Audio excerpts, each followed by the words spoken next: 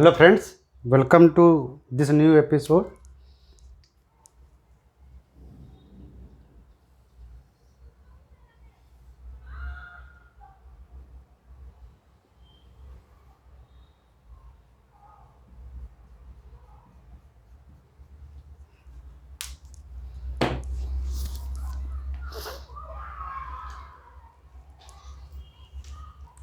इसके पहले वाले एपिसोड में हम लोगों ने फ्रिक्शन के बारे में बहुत कुछ सीखा था, उसके बेसिक कॉन्सेप्ट सीखे थे।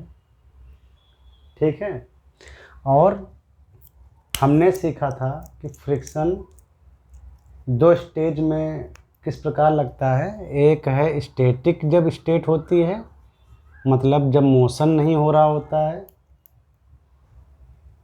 दो रिलेटिव बॉडीज़ के सरफेसेस में, ऐसे दोनों बॉडी एक दूसरे के ऊपर, या कह लो दो सरफेस एक दूसरे के ऊपर स्थिर होते हैं। और दूसरा होता है जब मोशन स्टार्ट हो जाता है, तो वहाँ पर काइनेटिक फ्रिक्शन काम करता है। तो अभी हम स्टेट की बात करते हैं, यानी स्टैटिक फ्रिक्शन की बात करते हैं। तो इसमें हम लोगों ने सीखा कि जैसे ही एक बॉडी मोशन के लिए टेंड्स होती है, स्टार्ट्स होती है, और लेकिन अभी मोशन नहीं हो रहा है तो जो फ्रिक्शन फोर्स है वो धीरे धीरे बढ़ता जाता है और मैक्सिमम लिमिट तक पहुंचता है स्टैटिक स्टेट में ना, मतलब जब स्थिर है, जब बॉडी मोशन नहीं कर रही है। जैसे ये ऑब्जेक्ट है आपका और ये सरफेस है, इस सरफेस पर ये ऑब्जेक्ट रखा है और ये मान लो इधर ये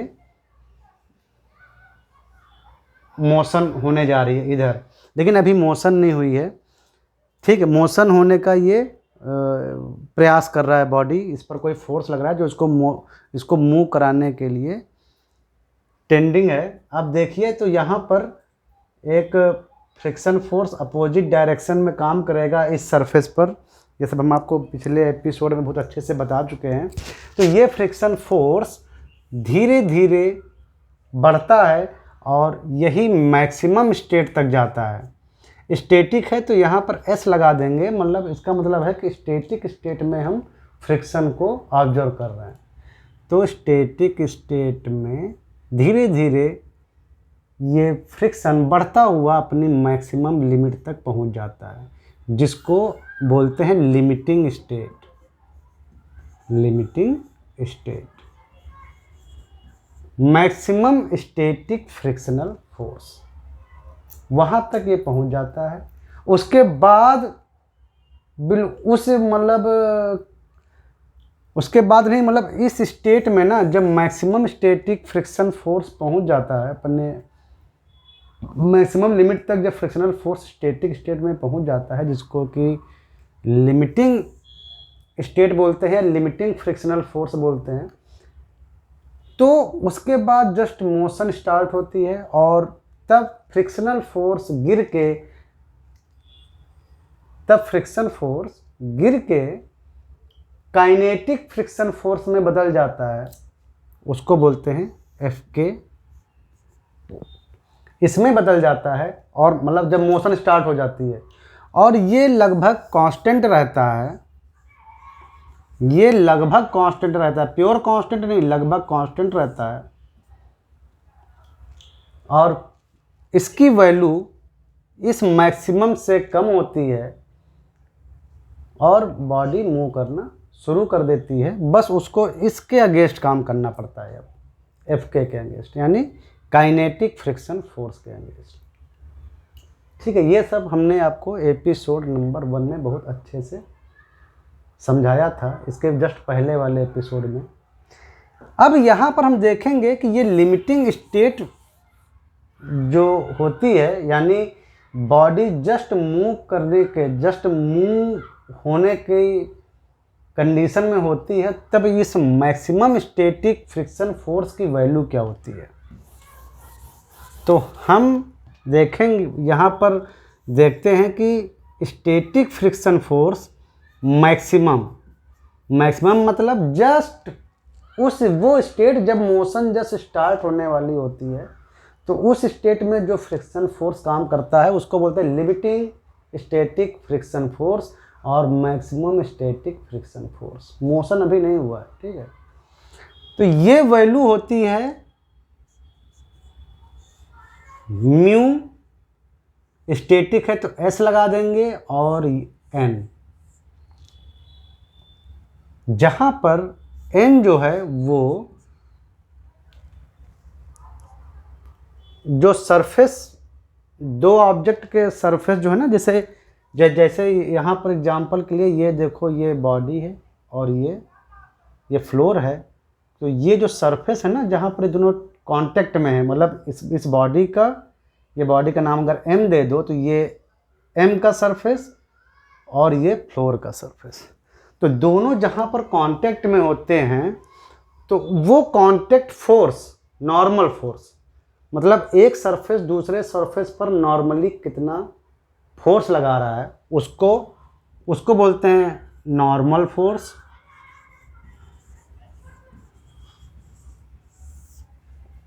ठीक है, नॉर्मल फोर्स ये हमेशा कांटेक्ट सरफेस के परपेंडिकुलर ही काम करता है। इस पर हम न्यूटन्स लॉ कॉन्सेप्ट जो कॉन्सेप्ट जो पढ़ाई हैं उसमें ये हमने अच्छे से समझा दिया है, आप उसको एक बार देख सकते हैं। और म्यू एस, म्यू एक कह सकते हैं कि नोटेशन है, हम डिनोट करते हैं। म्यू मतलब जो ये म्यू है और एस मतलब स्टैटिक स्टेट, बिल्कुल डिनोटेशन है, समझ लो। इसको बोलते हैं coefficient of friction, coefficient of friction between two surfaces. जिन दोनों सरफेस के बीच में जैसे मतलब जैसे फॉर एग्जांपल जैसे ये जो बॉडी है इसका लोअर सरफेस और ये फ्लोर का सरफेस, ये दोनों कांटेक्ट हैं ना, कांटेक्ट में हैं, इन्हीं के बीच में फ्रिक्शन फोर्स काम करेगा। तो ये दोनों सरफेसेस जो हैं उनके बीच का बोलते हैं हम coefficient of friction between to given surfaces.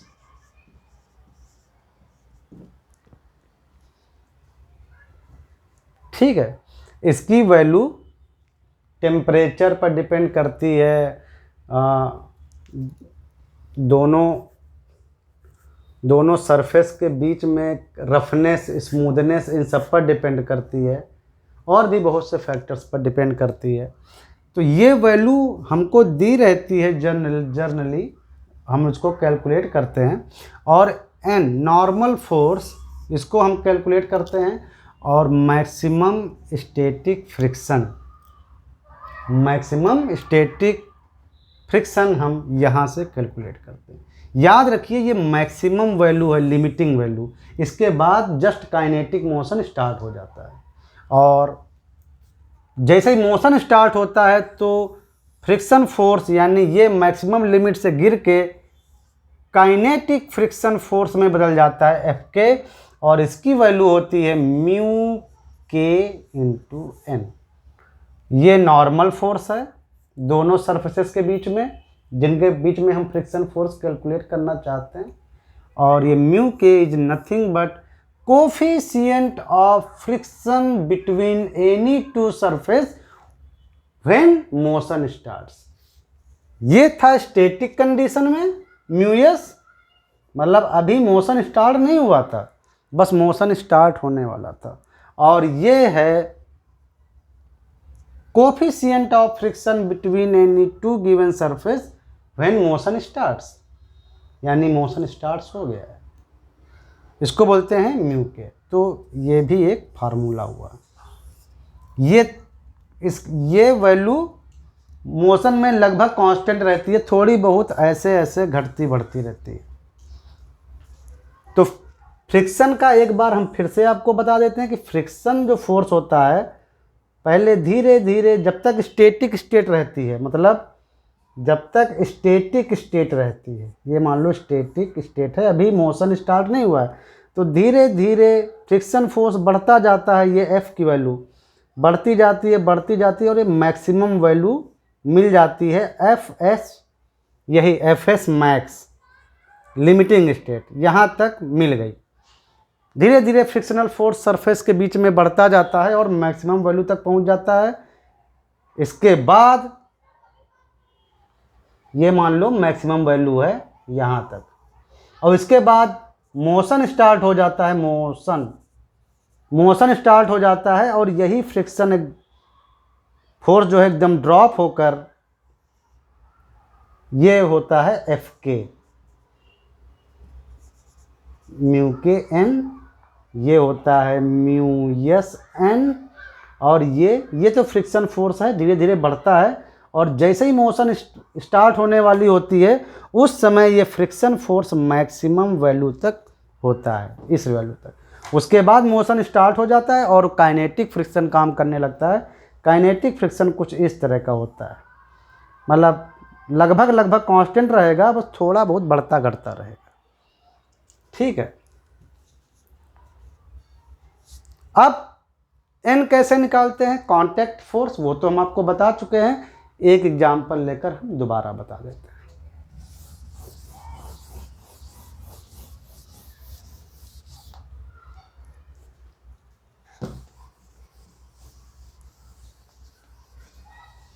बहुत ध्यान से देखिए,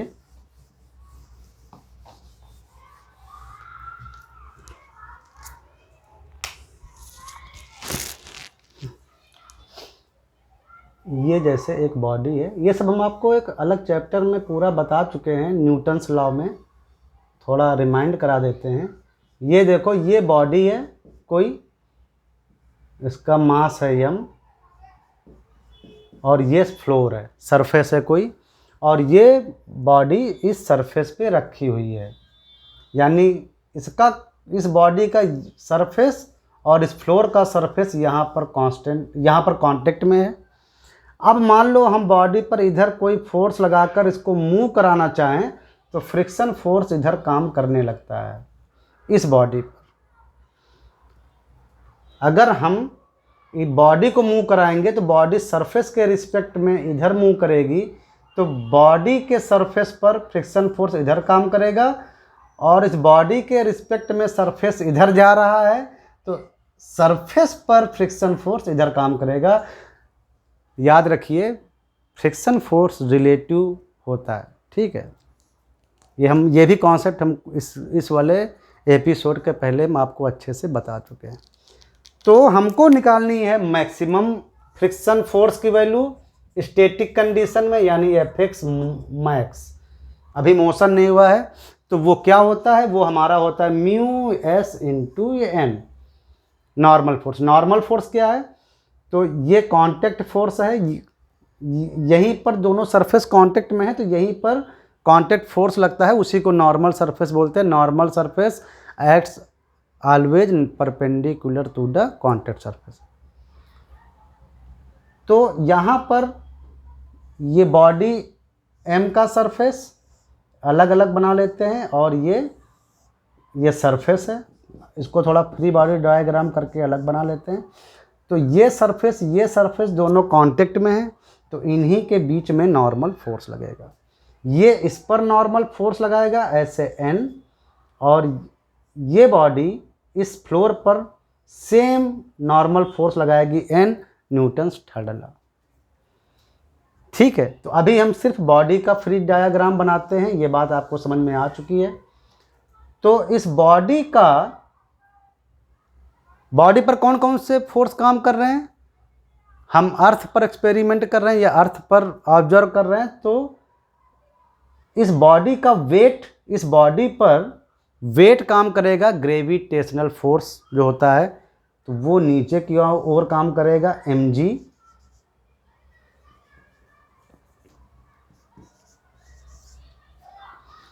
और कौन सा फोर्स काम कर रहा है, सिर्फ हम वर्टिकल फोर्स देख रहे हैं क्योंकि हमको n निकालना है, तो और कोई फोर्स नहीं काम कर रहा है, सिर्फ mg काम कर रहा है, और ऊपर की ओर कांटेक्ट फोर्स n काम कर रहा है। उसको हम लोग ऐसे भी कभी कभी दिखा देते हैं, बड़ा सा n। यहाँ पर नॉर्मल फोर्स यहाँ लगता है, यहाँ पे सरफेस पर, लेकिन हम कभी कभी इसको बड़ा सा ऊपर डायरेक्शन में दिखा देते हैं। तो N आया हमारा, देखो ज़रा ध्यान से, तो N नॉर्मल फोर्स आया हमारा mg, केवल वेट यहाँ पर। तो ऐसी कंडीशन में हमारा फ्रिक्शन फोर्स, जो मैक्सिमम फ्रिक्शन फोर्स आएगा वो आ जाएगा म्यू एस, यानी coefficient of friction in static state, और n की वैल्यू mg। ये आ गया हमारा frictional force, maximum frictional force. यानी ये दो सरफेस जो कांटेक्ट में है, फ्लोर का और बॉडी का, तो यहाँ पर ये जो फ्रिक्शन फोर्स है उसकी मैक्सिमम वैल्यू यहाँ तक जा सकती है स्टैटिक स्टेट में, लिमिटिंग स्टेट में यहाँ तक चली जाएगी। और जब एक बार जब मोशन स्टार्ट हो जाएगा तो काइनेटिक फ्रिक्शन काम करने लगेगा म्यू के, तब काइनेटिक फ्रिक्शन कोफिशिएंट इस्तेमाल करेंगे म्यू के, और n यानी mg। मोशन स्टार्ट होने के बाद फिर ये फ्रिक्शनल फोर्स काम करना शुरू कर देगा। ये मैक्सिमम वैल्यू है। धीरे धीरे इस फ्रिक्शन फोर्स की वैल्यू क्या होता है कि जैसे जैसे मोशन, मतलब जैसे जैसे हम यहाँ फोर्स बढ़ाना शुरू करते हैं इस ओर, वैसे वैसे ये फ्रिक्शन फोर्स भी बढ़ता रहता है और इस लिमिट तक चला जाता है, लिमिटिंग स्टेट। n ऐसे निकाल लिया। चलो एक और थोड़ा सा एग्जाम्पल लेते हैं तो आपका कॉन्सेप्ट और क्लियर हो जाएगा।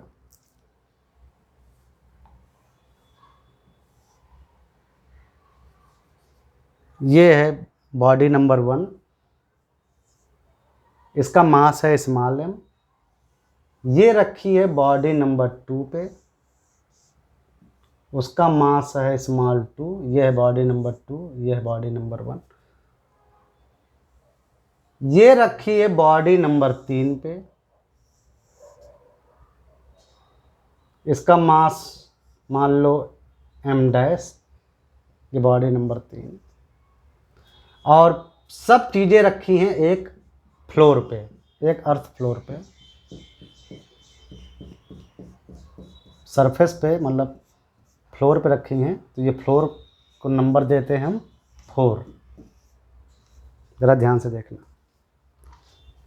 कॉन्सेप्ट क्लियर होना चाहिए। हम लिमिटिंग फ्रिक्शनल फोर्स निकालेंगे, ठीक है। लिमिटिंग फ्रिक्शनल फोर्स और लिमिटिंग स्टेट वाला फ्रिक्शन फोर्स कह सकते हो। स्टैटिक स्टेट जब मोशन नहीं हो रहा है, एफएस मैक्स कितना होता है, म्यू एस, दो सरफेस के बीच में फ्रिक्शन फोर्स का कोफिशिएंट और नॉर्मल फोर्स, उस सरफेस पर नॉर्मल फोर्स।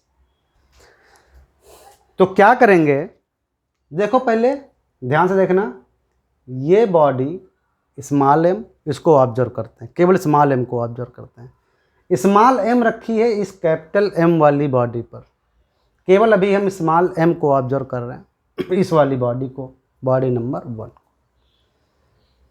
ये small m body capital M body, ये m' है, ठीक है, कैपिटल M बॉडी पर रखी है। तो इसका, इस स्मॉल m बॉडी का लोअर सरफेस और ये कैपिटल M बॉडी का अपर सरफेस, ये दोनों यहाँ पर कांटेक्ट में। तो अगर इनके बीच में मोशन होने की टेंडेंसी आएगी तो स्टैटिक फ्रिक्शन फोर्स जनरेट होगा, वो बढ़ता जाएगा और मैक्सिमम वैल्यू तक पहुंचेगा। तो हमें वो मैक्सिमम वैल्यू निकालनी कि अगर इन दोनों के बीच में मोशन जनरेट करने का टेंडेंसी किया जाए, मोशन जनरेट नहीं किया जा रहा, जस्ट स्टैटिक स्टेट में ही है अभी, मतलब मैक्सिमम अगर किया जाए तो वो मैक्सिमम स्टैटिक स्टेट फ्रिक्शन कितना होगा, हमको वो कैलकुलेट करना है। तो वो होता है म्यू एस इंटू एन। मान लो 1 बॉडी और 2 बॉडी, ये स्मॉल m और कैपिटल M जो भी मतलब जो भी मटेरियल के बने हों, उनके बीच में जब कांटेक्ट आता है तो मान लो वहाँ पर कोफिशिएंट ऑफ स्टैटिक फ्रिक्शन है हमारा 1, 2, मतलब फर्स्ट बॉडी और सेकंड बॉडी के बीच गए तो 1, 2 हमने लिख दिया, जस्ट ऐसे ही 1, 2 दिखाने के लिए स्टैटिक कोफिशिएंट म्यू एस 1 2, जो भी उसकी वैल्यू हो, हमको अभी पता नहीं है। मान लो जिस मटेरियल, मान लो ये लोहा की है, ये आयरन की बनी है, ये और ये कॉपर का बना है, तो उनके बीच में जो कोफिशिएंट ऑफ फ्रिक्शन आएगा उसको हम ऑब्जर्व कर लेते हैं। अब हमें निकालना है यहाँ पर स्मॉल m और कैपिटल M, जहाँ पर मतलब दोनों कांटेक्ट में है ना, तो वहाँ पर कितना स्टैटिक मैक्सिमम फ्रिक्शन फोर्स है, और हम लिख देते हैं कामा 1 कामा 2, यानी 1 बॉडी और 2 बॉडी के बीच में। तो उसके लिए म्यू एस 1 कामा 2 और n यहाँ पर n कितना आएगा, तो अब ये n निकालना है यहाँ पे इस जगह पर n। तो पहले हम स्मॉल m बॉडी का ऐसे डायग्राम बना लेते हैं, फ्री बॉडी डायग्राम। ये स्मॉल m है,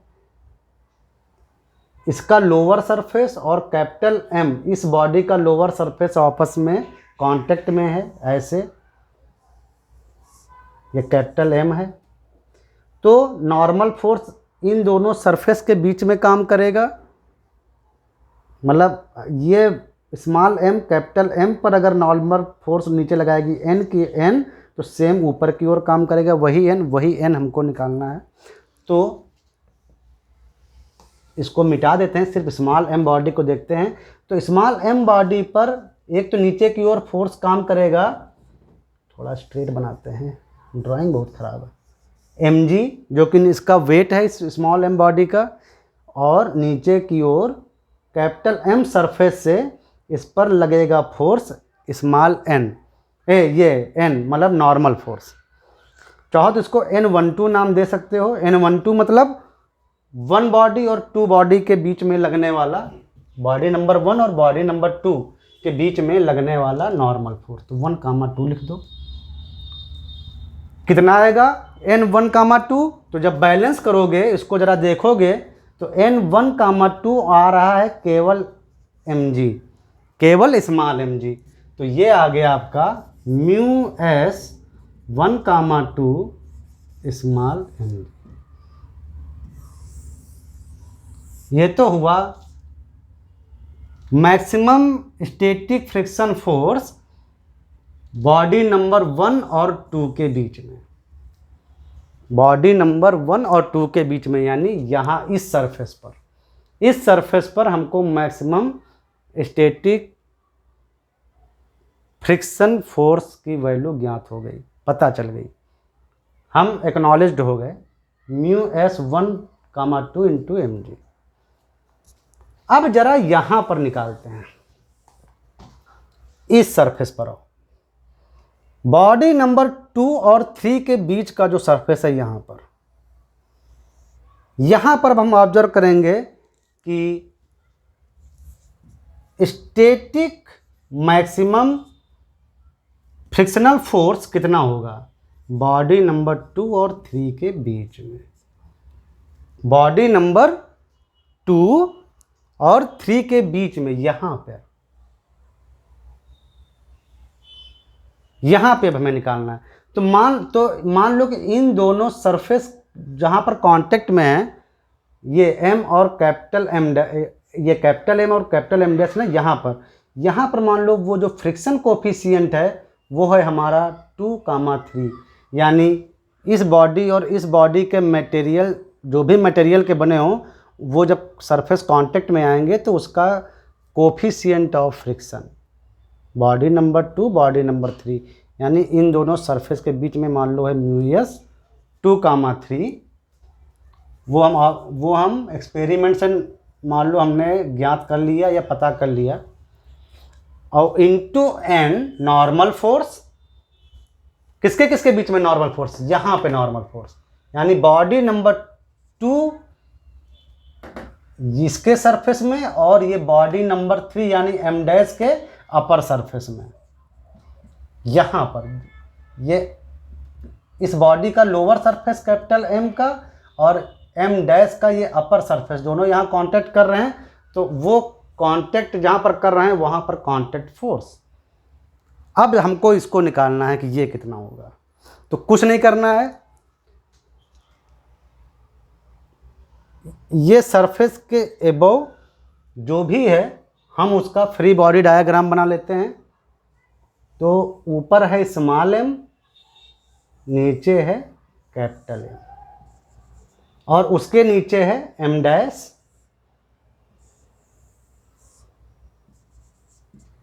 ये दोनों सरफेस कांटेक्ट में है जहां हमें निकालना है मैक्सिमम स्टैटिक फ्रिक्शनल, जहां हमें निकालना है। तो हमें यहाँ पर n निकालना था। तो नॉर्मल फोर्स क्या है कि ये इस पर लगाएगा और ये यहाँ पर इस पर लगाएगा नॉर्मल फोर्स, वही हमको निकालना है। बॉडी नंबर 2 और 3, बॉडी नंबर 2 और 3 के बीच में, यानी ये निकालना है हमें N2, 3, यही तो निकालना है यहाँ पर नॉर्मल फोर्स। तो कुछ मत करो, नीचे वाला सरफेस मिटा दो नीचे वाली बॉडी का,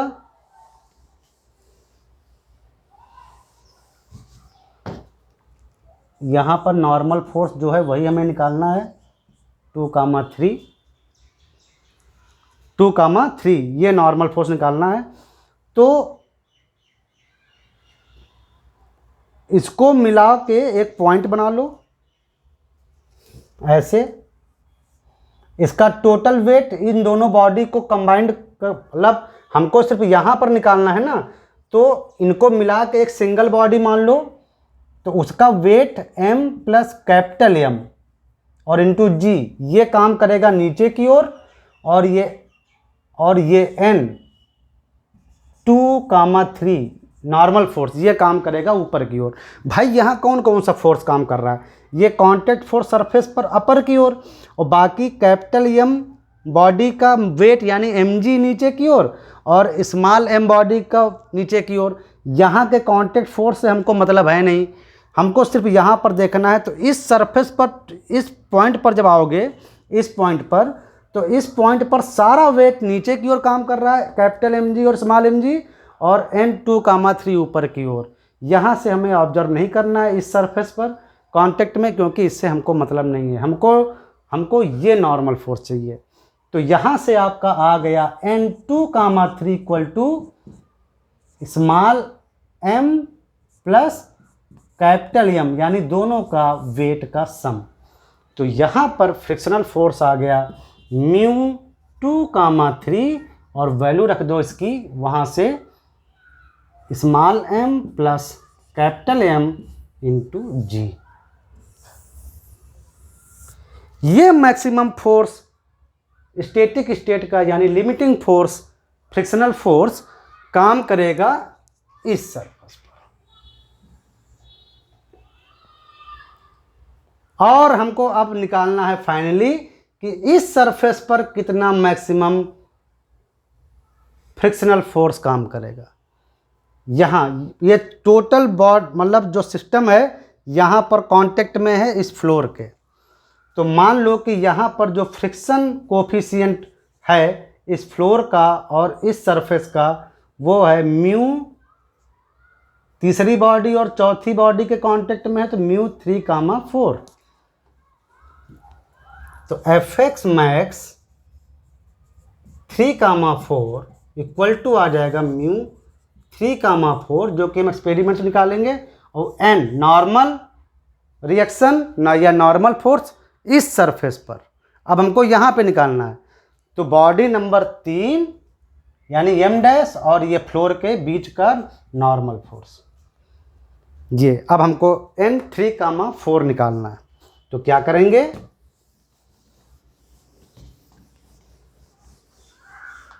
हमने इस कांटेक्ट सरफेस पर लिमिटिंग फ्रिक्शन निकाल लिया, इस कांटेक्ट सरफेस पर लिमिटिंग फ्रिक्शन निकाल लिया।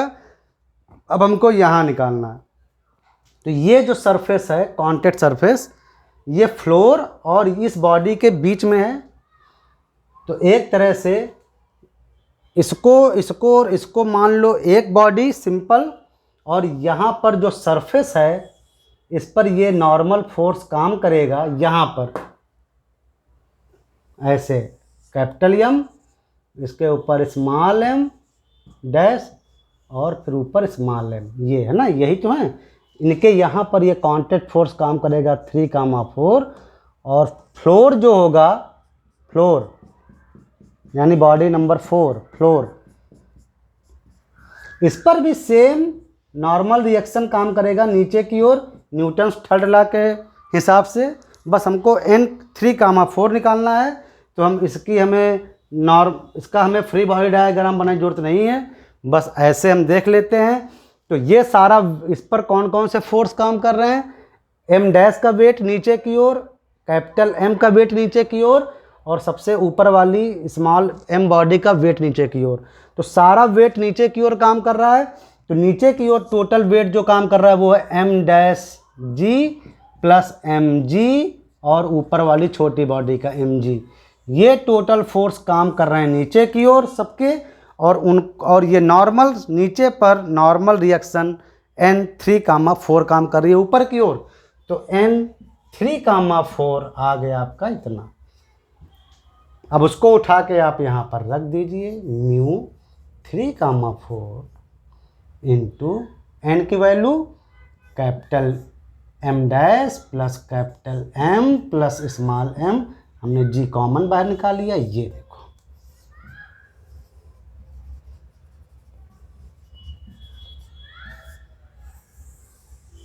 ये देखो, तो हमको इस सरफेस का भी मैक्सिमम फ्रिक्शनल फोर्स नॉलेज हो गया स्टैटिक कंडीशन का।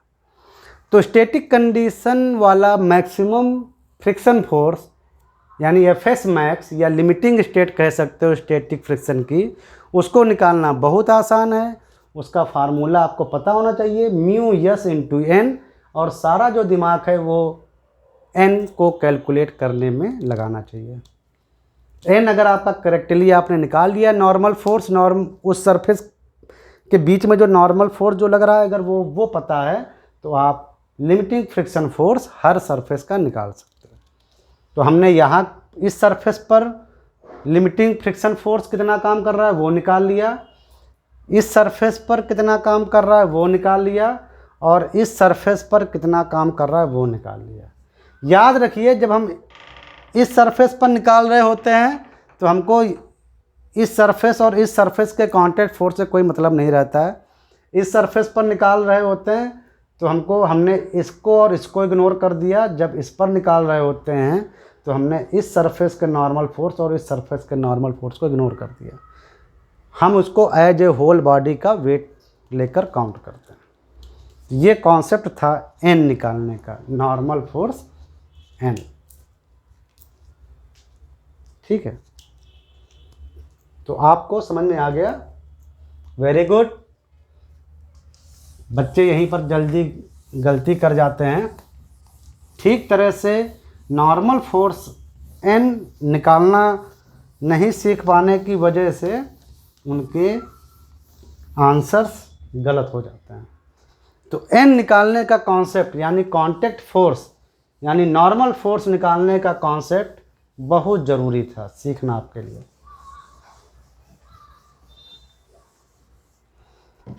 ठीक है, तो हमको मिला static maximum friction force equal to mu S into N. ये लगभग दोनों सरफेस के नेचर पर डिपेंड करता है, तो इससे मतलब ज़्यादा नहीं होता है। एन की वैल्यू यानी दोनों सरफेस के बीच में जो नॉर्मल फोर्स है जितना ज़्यादा हाई होता जाएगा उतना ज़्यादा आपका ये स्टैटिक फ्रिक्शन फोर्स हाई होगा, यानी लिमिटिंग फ्रिक्शनल फोर्स और बढ़ जाएगा। यानी अगर हम दो बॉडी कांटेक्ट में हैं और दोनों को प्रेस करते जाएं आपस में, मतलब तो उनके बीच में ये नॉर्मल फोर्स बढ़ता जाएगा। ये फ्रिक्शन स्टैटिक फ्रिक्शन बढ़ता जाएगा। कैसे दिखा रहा हूँ, ये मान लो स्मॉल एम बॉडी है और ये एक फ्लोर पे रखी हुई है।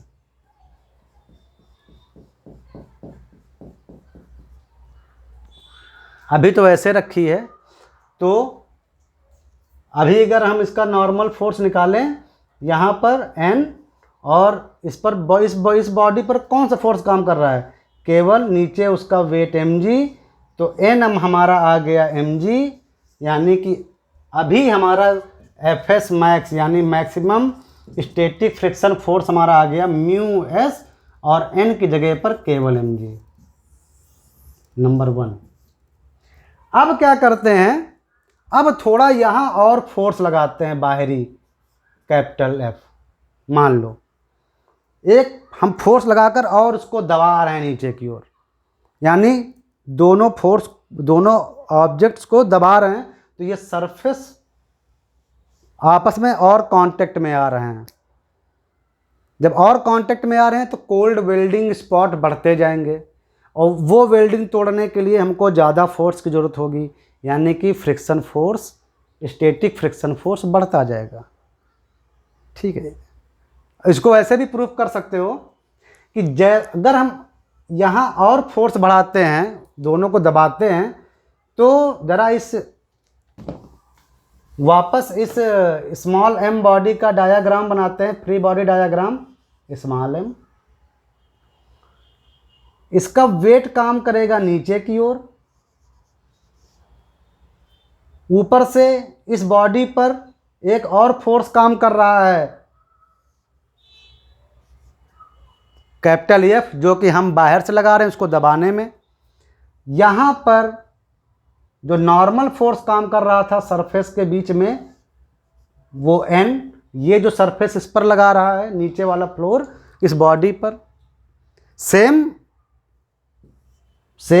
N यानी सेम नॉर्मल फोर्स इस सरफेस पर भी लगेगा, न्यूटन का थर्ड लॉ। लेकिन हमारा इंटरेस्ट अभी यहाँ पर है, तो हम इसको देखते हैं। तो यहाँ से ज़रा देखो, बैलेंस करो, तो F नीचे की ओर लग रहा है, mg नीचे की ओर लग रहा है, और n ऊपर की ओर लग रहा है। बैलेंस करोगे तो 0 आएगा, यानी हमारा n आया F प्लस mg,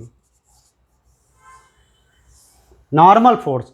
पहले हमारा नॉर्मल फोर्स आया था जब हमने बाहरी कोई फोर्स नहीं लगाया था, केवल आया था n इक्वल टू mg, जिससे कि ये आया। अब कितना आया, जब हमने बाहर से और फोर्स लगाकर दबाया, तो Fs मैक्स, अब कितना आया म्यू एस, और अब n आया है हमारा, यानी normal contact force F plus mg। Question number 2। तो जाहिर सी बात है कि ये इससे ज़्यादा हो गया, ये वैल्यू इससे ज़्यादा है पहले से। जब केवल ऐसे रखा हुआ था, यहाँ कोई फोर्स नहीं लग रहा था दबाने, हम किसी फोर्स से दोनों सरफेस को नहीं दबा रहे थे, इसको और फ्लोर को, तो हमारा जो n आया था केवल mg आया था, और फ्रिक्शन फोर्स हमारा ये आया था मैक्सिमम स्टैटिक फ्रिक्शन फोर्स।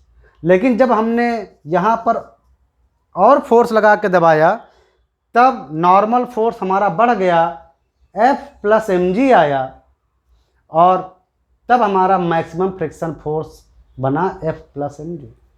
यानी कि अगर हम दो ऑब्जेक्ट्स को दबा के रखें और दबाते जाएं, तो उन दोनों ऑब्जेक्ट्स के बीच के सरफेस पर जो फ्रिक्शन फोर्स होगा, स्टैटिक फ्रिक्शन फोर्स, उसकी लिमिटिंग वैल्यू बढ़ जाएगी। समझ में आया? तो ये भी बात ध्यान रखने वाली। n बढ़ता जाएगा नॉर्मल कांटेक्ट फोर्स, तो स्टैटिक फ्रिक्शन फोर्स जो है, मैक्सिमम स्टैटिक फ्रिक्शन फोर्स, ये बढ़ता जाएगा, या लिमिटिंग फ्रिक्शन फोर्स बढ़ता है। तो मोस्ट इंपॉर्टेंट थिंग कि n निकालना आवश्यक है। इसको वेक्टर के तरीके से अगर सॉल्व करते तो ज़्यादा आपसे गलती होने का चांस कम हो जाएगा। जैसे इस डायरेक्शन में I डायरेक्शन ले लो, इस डायरेक्शन में J डायरेक्शन। तो यहाँ पर ज़रा इस फ्री बॉडी डायग्राम पे देखो, तो mg जो काम कर रहा है यानी वेट, वो माइनस J डायरेक्शन में काम कर रहा है, प्लस नॉर्मल जो हम बाहरी फोर्स लगा रहे थे कैपिटल F, वो भी माइनस J डायरेक्शन में काम कर रहा है, और जो n नॉर्मल फोर्स है वो प्लस J डायरेक्शन में काम कर रहा है। इसको कर दो 0। तो वैसे भी अगर आप निकालोगे तो माइनस माइनस और ये प्लस, तो mg plus F plus n equal to 0 means n equal to mg plus capital F. आईजे के को यूज करोगे ना ये टर्मिनोलॉजी, तो क्वेश्चन गलत होने का चांस पैदा नहीं होता है। अगर आप करेक्टली यूज करेंगे तो आप नॉर्मल फोर्स या हमेशा आपका जो कैलकुलेशन है वो सब सही आएगा। चलो मिलते हैं नेक्स्ट एपिसोड में। नेक्स्ट एपिसोड में हम नई चीज़ सीखेंगे। ठीक है, तब तक के लिए बाय बाय।